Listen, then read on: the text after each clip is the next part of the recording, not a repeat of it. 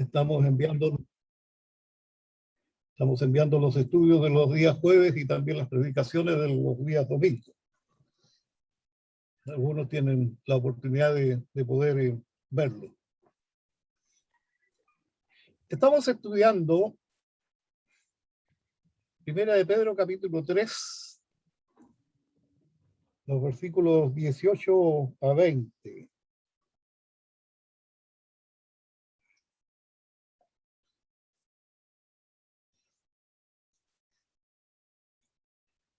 El jueves de la semana pasada empezamos a comentar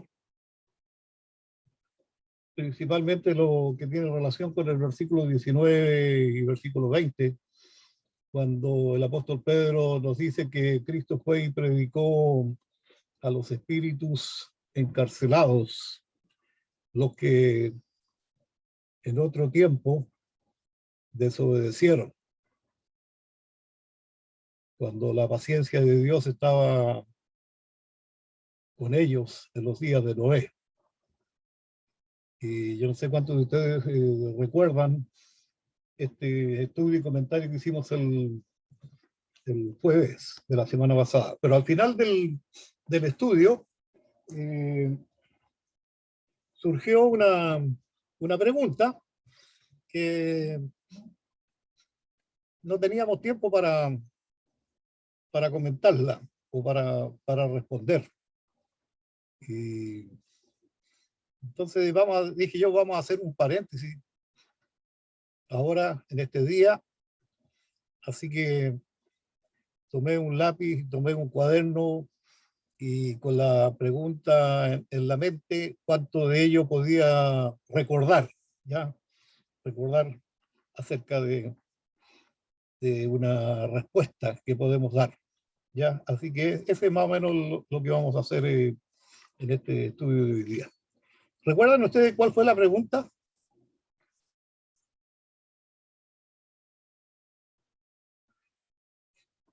Algunos se rieron, pero es para tomarla en serio, ¿ya? ¿Tiene idea más o menos de cuál era la pregunta?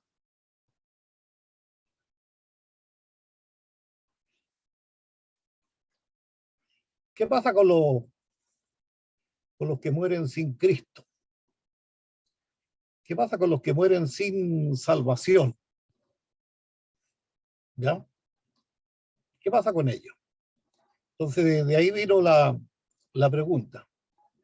Si tienen ellos una segunda oportunidad, una tercera oportunidad, una cuarta oportunidad para salvarse, si ellos mueren sin Cristo, sin salvación, ¿tienen otra oportunidad para salvarse?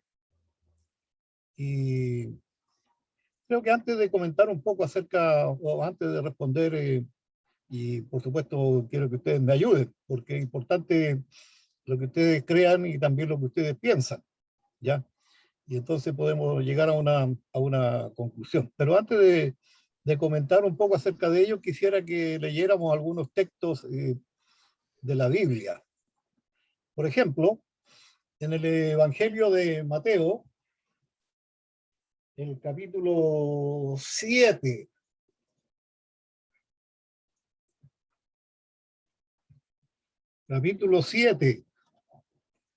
versículo 13 y versículo 14. ¿Quién no conoce estos dos versículos? Yo creo que lo sabemos de memoria. Incluso hay una alabanza que cantamos respecto a este texto. Una sola puerta hay, más dos son sus lados, o más sus lados son dos. Adentro y afuera, adentro y afuera. ¿En cuál lado estoy yo? ¿Adentro o afuera? ¿Ya? Más o menos así es lo que dice la alabanza. Y Mateo capítulo 7, 13 y versículo 13 y 14, entra por la puerta estrecha porque ancha es la puerta y espacioso el camino que lleva a la perdición. Y muchos son los que entran por ella, porque estrecha es la puerta y angosto el camino que lleva a la vida y pocos son los que la hallan. ¿Ya? Es un texto bastante conocido, pero que está lleno de enseñanza acerca de la pregunta. ¿Ya? Hay otro versículo, Juan 14:6. Juan 14:6.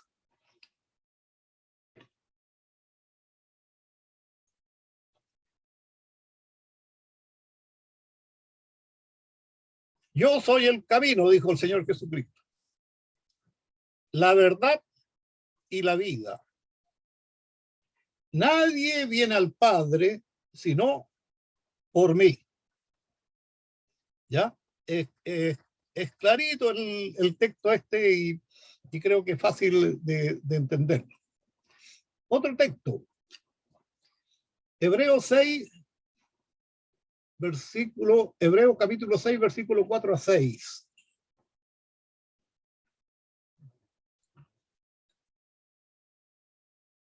Hebreos capítulo 6, versículo 4-6.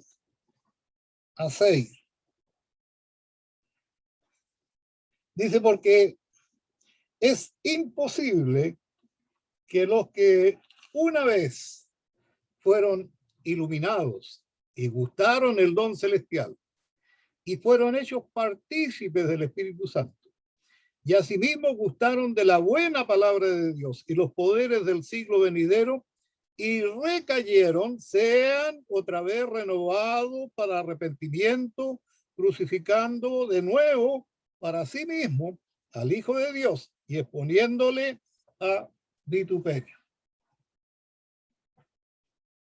Si usted medita sobre estos versículos, están realmente llenos de enseñanza, de doctrina, y de una enseñanza que tiene harto que decir. Cualquiera de estos versículos o textos leídos, usted puede tomarlo, desarrollar un estudio bíblico, puede desarrollar un mensaje y será muy bueno. No vemos muchos presentes en el día de hoy, pero a los que estamos presentes le hago una pregunta. ¿Alguno de ustedes tuvo un trasfondo en la Iglesia Católica Romana?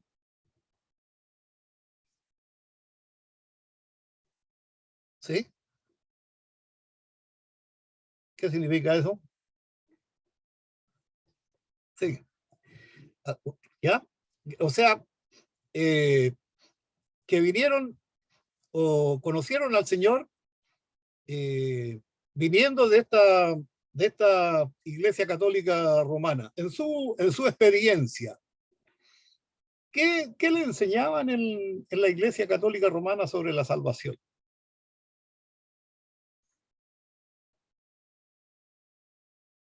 ¿Qué le enseñaban? Los que mueren, según la Iglesia Católica Romana, los que mueren, ¿a dónde van? Para ellos, todos los que mueren se van al cielo. Para ellos, todos los que mueren se van al cielo. Y en algunos casos especiales al purgatorio. En algunos casos especiales, el purgatorio. Ya. Pero sobre temas relacionados con la salvación. ¿Cuál es el énfasis que ellos ponen respecto a la salvación? ¿Qué es lo que es importante para la Iglesia Católica Romana que debe hacer el profesante de esa iglesia? ¿Dónde está el énfasis? En hacer buenas obras. Las buenas obras, ¿ya? En las buenas obras, ¿ya? Hoy día,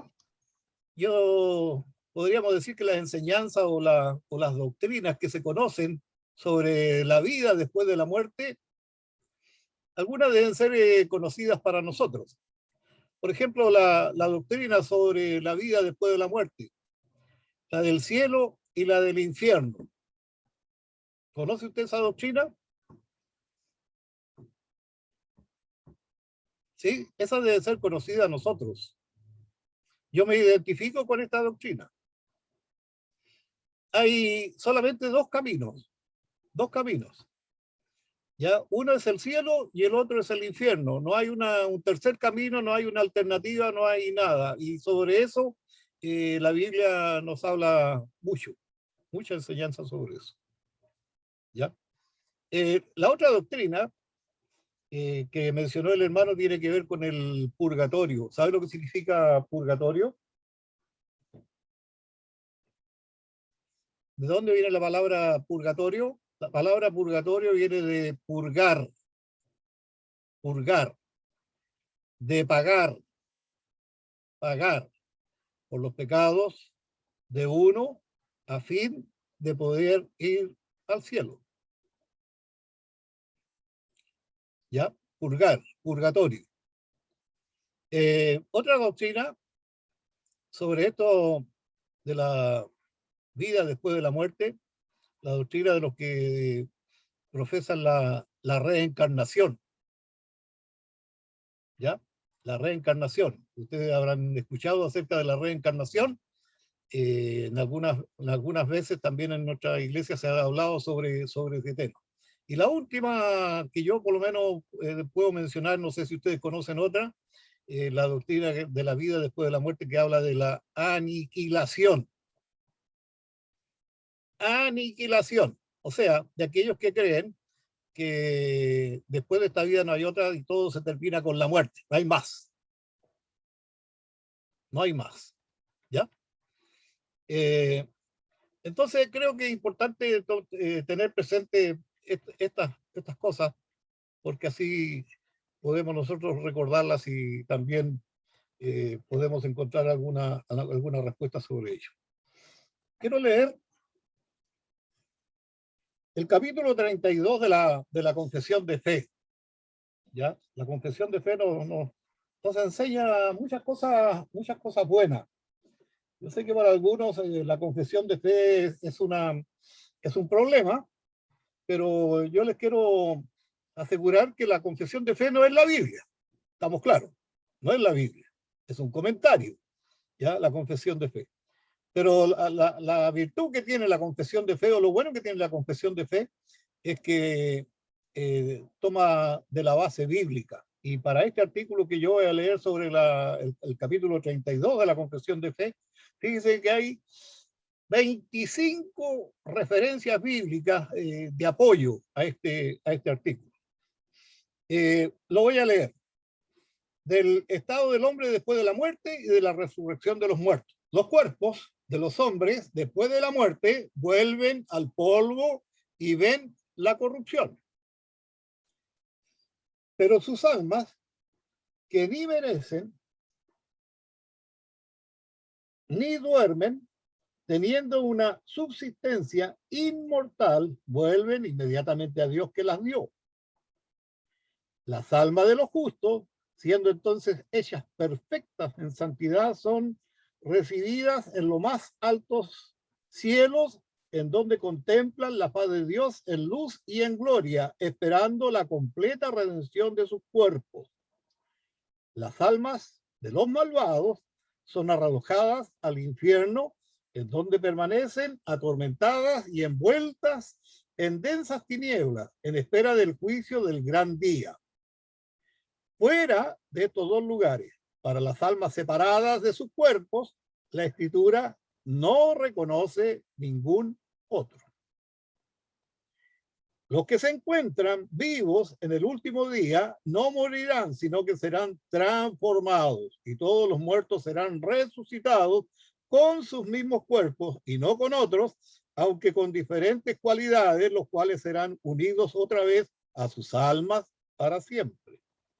Los cuerpos de los injustos, por el poder de Cristo, resucitarán para deshonra. Los cuerpos de los justos, para su espíritu, por su espíritu, para honra, serán hechos entonces semejantes al cuerpo glorioso de Cristo. Creo que no puede ser más claro, ¿ya? Si queremos tener una base sólida y una base doctrinal. O sea, para muchos puede resultar muy atractiva, por ejemplo, para los universalistas o aquellos que creen que al final de cuentas todos nos vamos al cielo. ¿Ya? Puede resultar muy atractivo para ellos, para estos universalistas, también para las sectas. También para las sectas puede resultar muy atractivo el hecho de que de tener una segunda oportunidad para la salvación. Pero debemos concluir en mi convicción, en mi fe y mi creencia, que la Biblia es clara en lo que la muerte es el fin de todas las oportunidades. O sea, yo en vida, usted en vida, tiene una gran oportunidad, una gran oportunidad. Y es por eso que se predica el Evangelio y se enfatiza la importancia de la predicación del Evangelio. Porque en vida es cuando uno tiene la oportunidad. Después de la vida o en la muerte ya no hay otra oportunidad. Quisiera que leyéramos un texto en Hebreos 9, 27 y versículo 28. Si alguien tiene este pasaje en Hebreos, capítulo 9, versículo 27 y versículo 28. Amén. Yo la tengo. Ya. Dice Hebreos capítulo 9 del 27 al 28, y de la manera que está establecido para los hombres que mueran una sola vez y después de esto el juicio. Así también Cristo fue ofrecido una sola vez para llevar los pecados de muchos y aparecerá por segunda vez sin relación con el pecado para salvar a los que le esperan. Clarito. Está clarito lo que escribe el autor de la epístola a los hebreos. O sea, primero, mientras nosotros vivimos, tenemos la oportunidad de aceptar al Señor Jesucristo como el Salvador y el Señor de nuestras vidas. Mientras vivimos. Juan 3:16, de tal manera amó Dios al mundo, para que todo aquel que cree en Él no se pierda, sino que tenga vida eterna. Mientras vivimos, tenemos la oportunidad de aceptar a Cristo y ser salvos. Romanos, capítulo 10, versículos 9 y 10. Dice que si confesares con tu boca que Jesús es el Señor y creyeres en tu corazón que Dios le levantó de los muertos, serás salvo. Serás salvo. O sea, mientras vivimos, tenemos la oportunidad de aceptar a Cristo para ser salvos. Hechos 16:31. ¿Quién no conoce este versículo? Cree en el Señor Jesucristo y serás salvo tú y tu casa. En segundo lugar, una vez que nosotros morimos, ya no hay más oportunidades para salvación. No hay más oportunidades para salvación. Entonces, algunos insisten en la idea del purgatorio, en la idea de purgar, un lugar donde la gente va después de la muerte para pagar por sus pecados. Esa no tiene ninguna base bíblica, sino que es más bien una tradición de la Iglesia Católica Romana. Si usted tiene una Biblia católica y va al segundo libro de Macabeos, del capítulo 6, usted va a poder leer acerca de este tema. Pero Macabeo no es un libro inspirado. No es un libro inspirado. Es un libro de la tradición de la Iglesia Católica Romana. Entonces, para entender un poco lo que le sucede al no creyente después que muere, ¿a dónde tendríamos que ir? Nosotros los hijos del Señor, los creyentes, si queremos dar una respuesta a una pregunta como ¿habrá una segunda oportunidad para el que muere sin Cristo? ¿Cómo podemos responder? ¿A dónde tenemos que ir? ¿Qué base bíblica tenemos para responder nosotros acerca de ello? Bueno, tenemos que ir al último libro de la Biblia. ¿Quién de nosotros no conoce el capítulo 20 del libro de Apocalipsis? Los versículos 11 a versículo 15. Porque este capítulo 20 nos describe el juicio del gran trono blanco. Y entonces, en esa ocasión, es donde se abren los libros. Y usted va al versículo 12 del capítulo 20 de Apocalipsis, dice, y los libros fueron abiertos, y otro libro fue abierto, el cual es el libro de la vida. Y fueron juzgados los muertos por las cosas que estaban escritas en los libros, según sus obras. ¿Qué contienen esos libros? Yo creo que esos libros contienen todos los pensamientos, las obras de aquellos que están siendo juzgados, y sabemos por Romanos el capítulo 3 y el versículo 20, por las obras de la ley, ningún ser humano será justificado delante de Dios. El purgatorio es una tradición de la Iglesia Católica Romana que no tiene ningún asidero bíblico, ninguna base bíblica. Por lo tanto, todos los que son juzgados por sus obras y pensamientos, está claro en la Escritura, que son o serán condenados al infierno. ¿Qué pasa con los creyentes en Cristo? Con los cristianos. Ellos no son juzgados por los libros de las obras. ¿Por qué? Porque dice la Escritura en ese pasaje de Apocalipsis capítulo 20, dice que sus nombres se encuentran escritos en el libro de la vida del Cordero. En el versículo 27 usted puede leer y puede ver esa parte. ¿Quiénes son estos que se encuentran escritos en el libro de la vida del Cordero? Son aquellos que han creído en el Señor Jesucristo y solo a ellos les será permitido entrar al cielo a través del Señor Jesucristo o por medio del Señor Jesucristo. Yo soy el camino, dijo Jesús. Yo soy el camino, la verdad y la vida. Nadie puede venir al cielo, puede venir al Padre si no es por mí, por mí. Y hay algo más, incluso más profundo. Si usted va al libro de Efesios, el capítulo 1, versículo 4, allí nos dice el apóstol Pablo en ese versículo que él nos escogió antes de la fundación del mundo para que fuésemos santos y sin mancha delante de él. O sea, Dios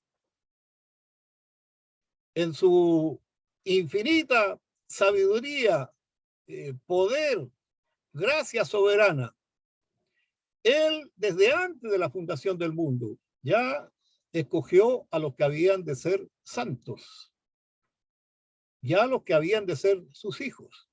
Y los nombres de todos los escogidos para salvación están escritos en el libro de la vida del Cordero por la soberana gracia salvadora de Dios para ser parte de la novia de su Hijo, o sea, la iglesia de Jesucristo.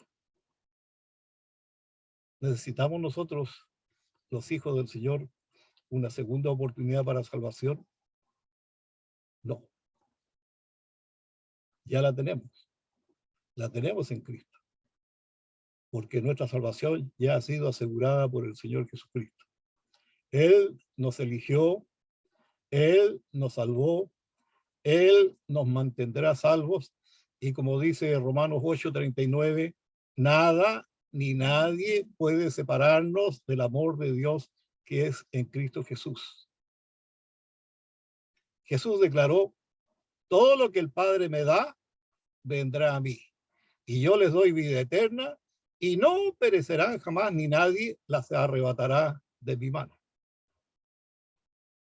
O sea, en conclusión, para los creyentes, para los hijos del Señor, no hay necesidad de una segunda oportunidad, porque la primera es suficiente.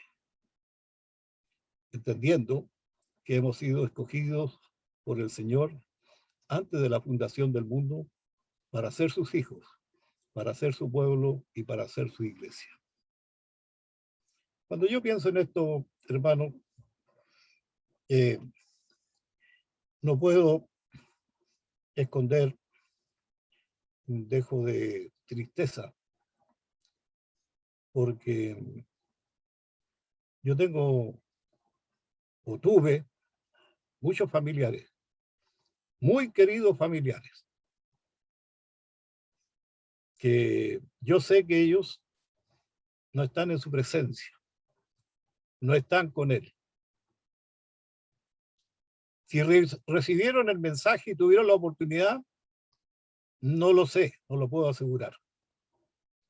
Pero esto nos debe hacer pensar. O sea, cuando el Señor nos llama y nos dice que tenemos nosotros una misión, como es la de pregonar y la de predicar el Evangelio a toda criatura, no necesariamente a los que están lejos, principalmente a los que están cerca. Hoy es el día oportuno, hoy es el día de salvación. No hay otra oportunidad, no hay otra oportunidad, no hay una segunda oportunidad. ¿Ya? Y entonces es importante que entendamos eso, porque yo he escuchado en muchas de nuestras reuniones, principalmente en tiempos de oración, donde pedimos oración especial por alguien, por alguien. Es importante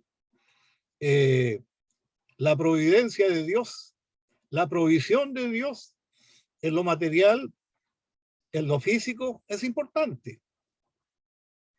Pero por sobre la provisión material y provisión física, creo que hay una provisión mucho más importante, que es la provisión espiritual. Espiritual. Gran gozo hay en los cielos cuando un pecador se arrepiente. Y en nuestras oraciones, como pueblo de Dios, como cristianos, nunca debemos dejar de orar por esa necesidad espiritual de muchos. Porque mientras vivan en esta tierra, aquí tienen la oportunidad para encontrarse con el Señor. Amén. Amén. Le damos gracias a nuestro Padre y Dios una vez más, porque nos has dado esta oportunidad de poder reunirnos en tu nombre. Cuando iniciamos esta reunión, oramos y pedimos para que la presencia tuya esté en medio nuestro. Y te damos gracias por ello, porque así lo hemos sentido en nuestra mente y en nuestro corazón. Pedimos, Señor, que tú continúes con nosotros en el tiempo de oración. Oramos y pedimos esto en nombre de Jesús. Amén y amén. Gracias, hermana Karen.